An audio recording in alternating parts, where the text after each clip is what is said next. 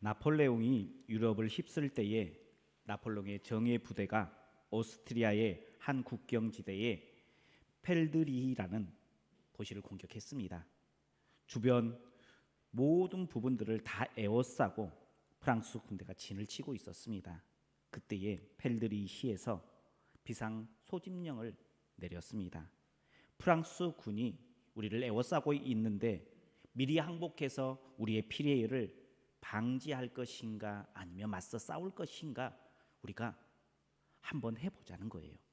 의논해 보자고 이야기했습니다. 그때에 존경받던 한 목사님이 일어나서 이렇게 이야기했습니다. 여러분, 오늘은 주님이 부활하신 부활절입니다. 지금 우리가 우리의 힘을 의지해서 싸운들 우리가 이길 수 있겠습니까? 그러니 우리는 예정대로 교회에 종을 치고 예배를 드립시다. 그리고 나머지는 하나님께 맡깁시다 라고 이야기를 했습니다. 그렇게 해서 적군이 공격해 오기 위해서 다 에워싸고 있는 그때에 그들은 각 교회로 돌아갑니다. 우렁차게 종을 울리고 어느 때보다 더 크게 찬송을 부르면서 하나님 앞에 예배를 드렸습니다.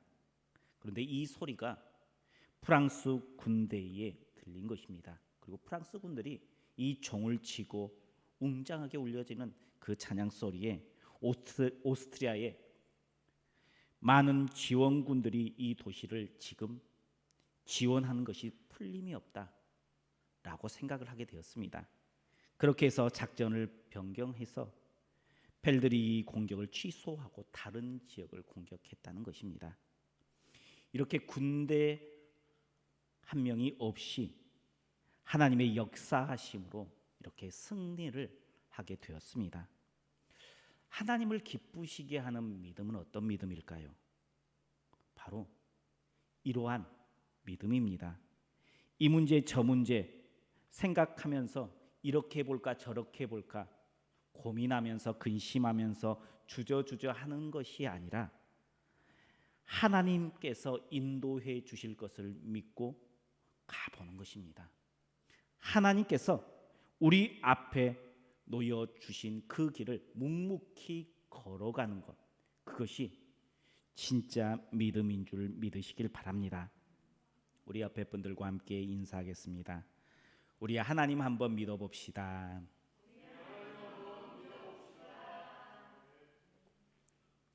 우리가 하나님을 믿으면 반드시 그 믿음대로 이루어 주시는 하나님이십니다. 오래전에 미국의 캘리포니아 주에 지진이 일어났습니다. 사람들은 당황해서 이리 뛰고 저리 뛰고 난리가 났습니다. 그런데 한 부인이 자기 집에서 조용히 기도하였습니다. 지진이 끝난 다음에 사람들이 묻습니다.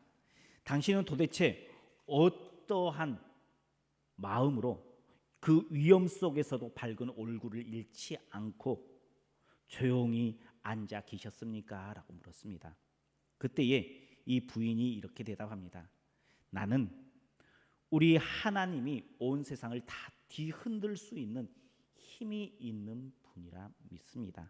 그리고 나는 그 하나님께 나의 안전을 부탁했습니다. 그러니 내가 더 이상 무서워할 것이 없었습니다 라고 대답을 했다고 합니다. 예수님을 믿는다는 것은 바로 하나님을 의지한다는 거예요. 입으로 믿는 것이 아니라 삶으로 보여주는 것입니다. 이것이 진짜 믿음이에요. 친구를 믿어주는 것, 그리고 이익을 남기는 것, 둘 중에 하나를 택하라면 우리 성도님들께서는 무엇을 택하겠습니까? 나의 이익과 친구를 믿어주는 것. 친구를 선택하면 이 세상에서 사람들은 어리석다라고 이야기합니다. 하나님을 선택할 것인가, 큰 이익을 남길 것인가 선택하라면 우리 성도님들께서는 이익을 따라가겠습니까? 하나님을 선택하시겠습니까? 세상은 이익을 선택하라라고 말하고 있습니다. 그러나 우리 성도님들께서는 이익이 아닌 하나님을 믿는 그 믿음을 선택하기를 축복합니다. 우리가 믿음을 선택하면 하나님께서는 반드시 그 믿음의 대가를 갚아주시기 때문입니다. 올해 우리 교회의 표가 무엇입니까? 하나님의 기쁨, 세상의 소망, 우리가 표를 삼았습니다. 그러면 하나님을 기쁘시게 할 수 있는 길이 무엇일까요? 우리는 고민해 봐야 합니다. 세상이 소망되는 길이 무엇인지 우리는 고민해 봐야 합니다. 오늘은 하나님을 기쁘시게 하는 방법에 대해서 잠깐 나누고자 합니다. 어떻게 하면 하나님을 기쁘시게 할 수 있을까요? 오늘 본문 6절 말씀을 같이 보겠습니다. 6절입니다. 믿음이 없이는 하나님을 기쁘시게 반드시 그가 계신 것과 또한 그가 자기를 찾는 자들에게 상 주시는 이심을 믿어야 할지니라. 아멘. 믿음이 없이는 하나님을 기쁘시게 할 수 있다 했습니까? 없다 했습니까? 우리가 하나님의 기쁨 되고자 표를 정하고 내가 올해는 하나님의 기쁨 되겠습니다라고 했어요. 그런데 오늘 본문의 말씀에 보니까 믿음이 없이는 하나님을 기쁘시게 하지 못한다라고 이야기하고 있습니다. 하나님을 기쁘시게 하기 위해서는 절대 빠질 수 없는 것, 그것이 믿음이다라고 말씀해 주고 있습니다. 그렇다면 그 믿음, 어떤 것을 믿어야 할까요? 하나님을 기쁘시게 할 수 있는 그 믿음이 무엇이냐라는 거예요. 우리는 믿음을 강조합니다. 믿음을 이야기합니다. 우리가 구원받는 길도 뭐라고 이야기해요? 예수 그리스도를 믿는 믿음에서 난다라고 이야기를 해요. 그렇다면 그 믿음, 하나님을 기쁘시게 하는 믿음은 어떤 믿음일까요? 첫 번째는 하나님을 기쁘시게 하는 믿음은 하나님이 계심을 믿는 믿음입니다. 우리 6절 말씀 다시 한번 보겠습니다. 6절입니다. 믿음이 없이는 하나님을 기쁘시게 하지 반드시 그가 계신 것과 또한 그가 자기를 찾는 자들에게 상 주시는 이심을 믿어야 할지니라. 아멘. 하나님께서 계신 것을 반드시 믿어야 된다는 거예요. 반드시 그가 계신 것을 믿어야 된다. 헬라어로 데이 피투투사시라는 반드시 믿어야 한다. 꼭 믿어야 된다. 어떤 것을 믿어야 된다라고 이야기하고 있습니까? 하나님께서 계시는 것, 하나님의 존재를 반드시 믿어야 된다라고 이야기하고 있습니다. 하나님을 믿습니까? 하나님께서 존재하십니까? 우리는 하나님께서 존재한다라고 말을 해요. 그리고 그것을 믿는다라고 이야기를 합니다. 그러면 우리의 믿음이 다 완성된 것 아닌가요? 그런데 성경은 하나님의 존재, 하나님의 계심을 믿어야 되는데 어떤 믿음이 되어야 되느냐? 성경 헬라어에 에임이라는 단어를 써서 현재 시점을 사용하고 있어요. 하나님이 어디에 계신다? 지금 이곳 가운데에 계심을 우리가 믿어야 된다라고 이야기하고 있습니다. 하나님께서 지금 이곳에 계시는 줄 믿으시길 바랍니다. 말로만 믿어서는 안 됩니다. 지금 하나님께서 이곳에 계신다면 우리의 예배의 모습 괜찮다라고 스스로 말할 수 있을 것 같습니까? 나는 지금 하나님만 바라보면서 예배 드린다라고 장담할 수 있습니까? 만약에 하나님께서 지금 여기 곳에 계신다면 우리의 예배의 자세는 달라질 수밖에 없습니다. 예배의 마음은 달라질 수밖에 없습니다. 하나님께서 우리에게 원하는 믿음은 다른 믿음이 아니라 지금 이곳 가운데에 하나님이 계시다라는 믿음을 가지라라고 이야기하고 있습니다. 그리고 예배의 자리뿐만 아니라 우리의 삶의 자리에서도 임마누엘 하나님을 믿어야 된다는 거예요. 나와 늘 함께 하시는 하나님, 지금 이곳 가운데에 계신 하나님, 내가 오늘 예배를 드리고 집으로 돌아가면 그곳에서 지금 계시는 하나님을 믿어야 된다라고, 하나님께서 그곳에 존재하고 계시다라는 것을 믿는 믿음이 있어야 된다라고 이야기하고 있습니다. 우리는 임마누엘 하나님을 항상 찬양합니다.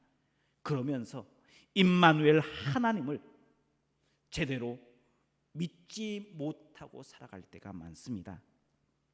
우리의 믿음이 증명되어질 때에 하나님을 기쁘시게 할 수 있습니다. 어떻게 증명해야 될까? 하나님께서 이곳에 계신 줄 믿고 행동하는 거예요. 삶을 살아가는 거예요. 하나님께서 계시다라고 생각하면서 예배의 자리에 나와서 예배하는 것입니다. 기도하며 하나님 앞에 기도하는 것입니다. 지금 내 예배를 받으시고, 지금 내 기도 가운데에 임재하시고, 지금 내 결정 가운데에 하나님께서는 만족해 하실 줄 믿고, 그 모든 상황 가운데서 함께 하시는 하나님을 바라보는 거예요. 우리의 삶의 현장 가운데 뭔가 결정해 나아갈 때에 그 선택이 그러면 달라지지 않겠습니까? 우리는 달라지는 모습을 보여야 돼요. 믿음, 우리는 믿음이 보여요, 안 보여요? 믿음이 보입니까, 안 보입니까? 우리는 믿음이 보이지 않는다라고 이야기를 합니다. 믿음이 어떻게 생겼는지 알 수 없습니다. 그런데 믿음이 보이지 않는 것이 아니라 믿음은 보여지는 것입니다. 어떻게 보여질까요? 비가 오기를 기도하면 그 믿음은 우산을 챙기는 믿음으로 보여지는 거예요. 내가 하나님을 믿으면 그 믿음이 삶 가운데 보여지는 것이 진짜 믿음이다라는 거예요. 그냥 내가 믿는다 하고 보여지지 않는 삶은 그건 믿음이 아니에요. 하나님께서 이곳 가운데 존재하신다라고 믿으면, 하나님께서 나와 함께 하심을 믿는다고 믿으면, 그 믿음은 내 삶 가운데에 나의 변화된 모습으로 달라져야 된다라는 거예요. 이것이 진짜 믿음이고 하나님을 기쁘시게 하는 믿음인 줄 믿으시길 바랍니다. 두 번째, 하나님을 기쁘시게 하는 믿음은 찾는 자에게 상 주심을 믿는 믿음입니다. 6절 하반절에 이렇게 기록합니다. 그가 자기를 찾는 자들에게 상 주시는 이심을 믿어야 할지니라. 아멘. 하나님께서 우리가 찾으면 상 주심을 믿는 그 믿음이 하나님을 기쁘시게 하는 믿음이다라고 이야기하고 있습니다.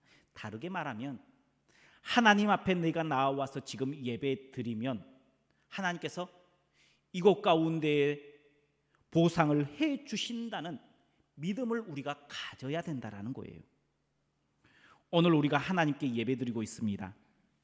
다르게 말하면 하나님께 나와 하나님을 찾고 있어요. 그럼 상을 베풀어 주실까요? 아니면 그냥 예배만 받으시고 말까요? 하나님께서는 우리의 예배를 받으시고 상을 베풀어 주신다라고 이야기하고 있어요. 기대하라는 거예요.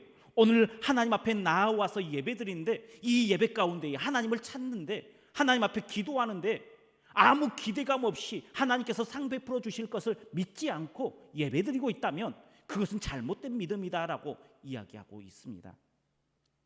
우리는 어떻게 보면 내가 예배드리면 기복신앙이다 해가지고 이건 잘못됐다라고 이야기해서는 안 됩니다. 오늘 본문에서는 분명히 말씀하고 있습니다.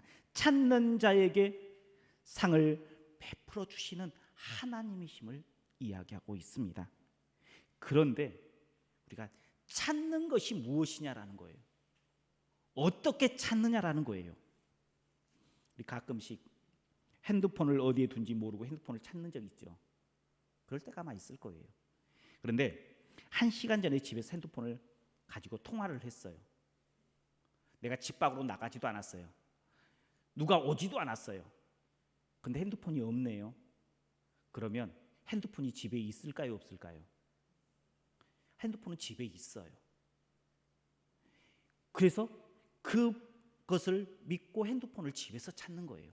1시간을 열심히 찾았는데 핸드폰이 못 찾았어요. 그럼 차에 가서 찾아봐야 되나요? 아니죠.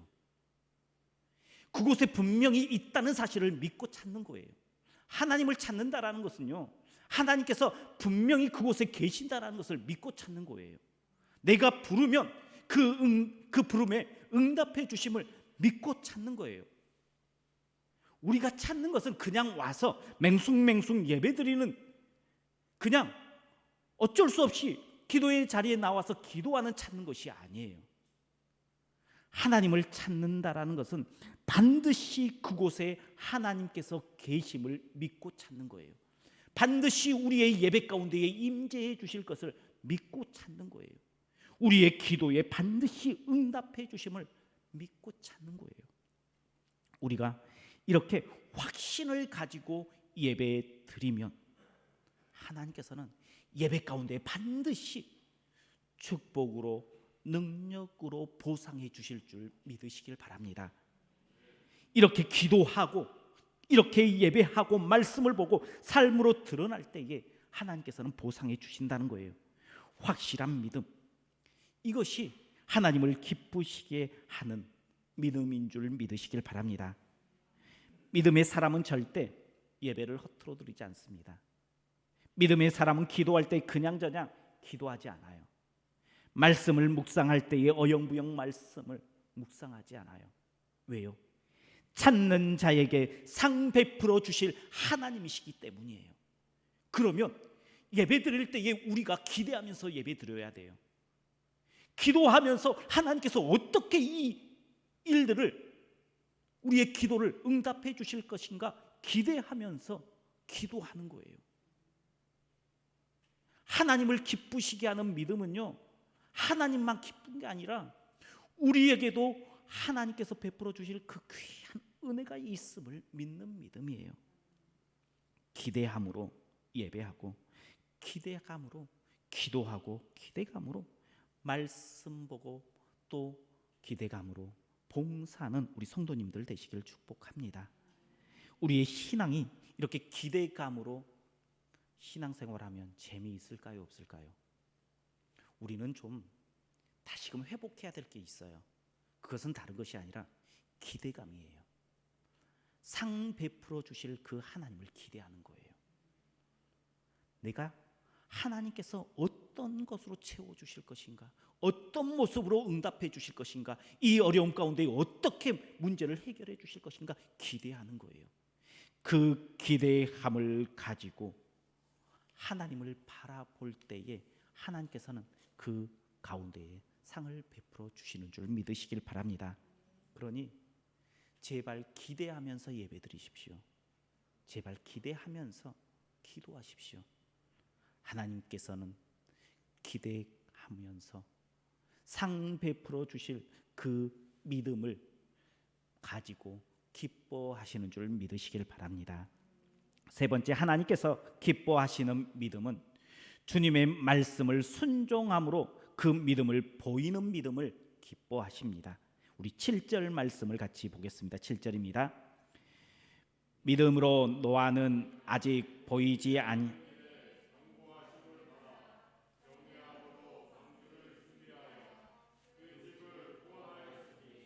이로 말미암아 세상을 정죄하고 믿음을 따르는 의의 상속자가 되었느니라. 아멘. 하나님께서 노아에게 큰 방주를 산 중턱에 만들어라. 내가 큰 비로 이 세상을 다 심판하겠다 말씀하셨습니다. 믿어야 될까요? 믿지 않아야 될까요? 우리는 믿어야 돼요. 그러면 방주를 산 중턱에 만들어야 될까요? 말아야 될까요? 우리는 믿는다고 이야기를 해요. 그런데 산 중턱에 방주는 만들지 않고 있어요. 하나님의 말씀을 들어요. 요즘 TV만 켜면 하나님의 말씀이 너무너무 좋은과 같은 말씀들이 많아요. 그런데 그 가운데에 말씀을 들어요. 믿습니다. 믿습니다.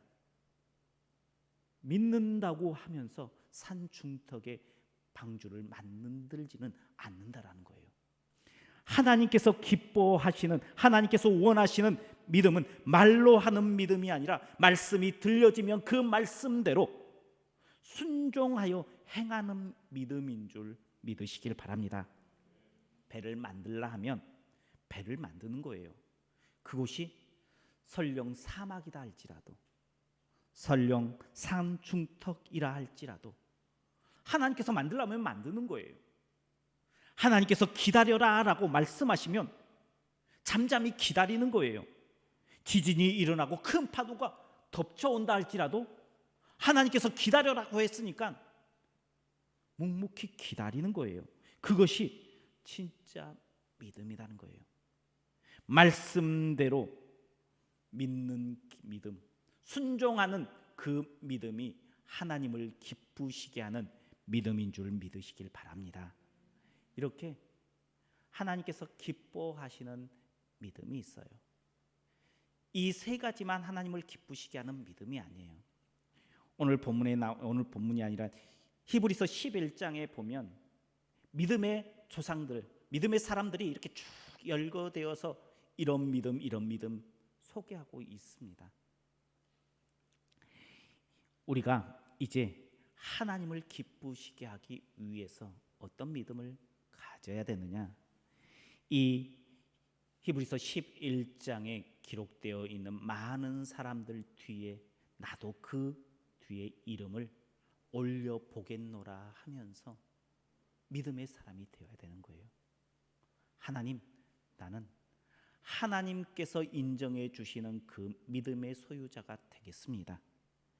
그래서 이 히브리서에 나오는 믿음의 계보에 내 이름을 한번 올려보겠습니다 고백하면서 한번 믿음의 길을 걸어보십시오. 하나님께서는 우리의 믿음을 절대 저버리지 않습니다. 소망 2022년 내가 그 믿음의 계보에 올라서 하나님을 기쁘시게 하는데 다른 것으로가 아니라 먼저 믿음으로 하나님을 내가 기쁘시게 한번 해보겠습니다 결단하며 소망 2022년을 열어가는 우리 성도님들 모두가 되시길 축복합니다. 기도하겠습니다. 사랑이 많으신 하나님 감사합니다. 우리를 사랑하시고 주님의 은혜 가운데 거하게 하십니다. 오늘도 주님을 향한 믿음을 가지고 주님 앞에 나와 예배합니다. 이곳 가운데 계심을 믿고 이곳에서 우리에게 상 베풀어 주심을 믿고 말씀에 순종하면 그 순종하는 믿음을 기뻐하시는 하나님을 믿고 바라봅니다. 하나님, 믿음으로 주님을 기쁘시게 하는 우리 모든 성도님들 되게 하여 주옵소서.